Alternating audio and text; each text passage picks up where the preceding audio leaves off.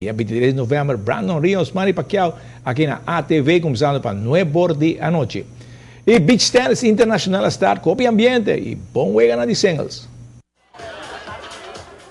El primer juego del torneo internacional de beach tennis de singles y na center court tem juega de nivel entre Brasil e Itália. Para o web turungador de afor com inscrever para o torneo, lota na Aruba.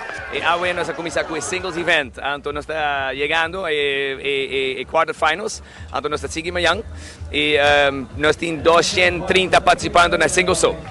Sí. ¿Tú rende que inscribir a llega para tomar parte? Sí, tú rende llega ayer y nos, para el singles sí, pero gente ainda participante está viniendo, para sobre mañana nos tienen singles y ya webs, nos tienen mixed y ya viernes Nations Cup, entonces mañana y ya webs, más gente está viniendo.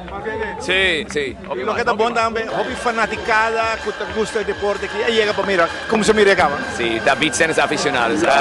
Este man aquí, Aruba, está el centro del mundo de beach tennis. Anto tour aficionado de beach tennis, donde el mundo está el live streaming de Diario TV, arriba el ITF website. Anto está un aviso, un promotion de Aruba, hobby gente también está de Aruba, este man aquí.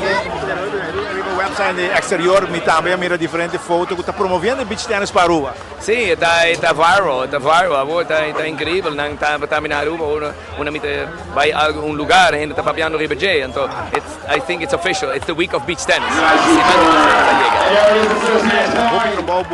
Está em cada outro, pero ahora vamos mirar com ela como se me pode sentir com emoção que está fazendo bom. Sí, pero nós temos bom time, nós temos 40 gente trabajando aqui, ajudando nós e nós assim hobby ano passado, estava da para viajar na Eagle Beach. Então, eigenlijk ano aqui está mais fácil, para sobre nós aqui com aqui.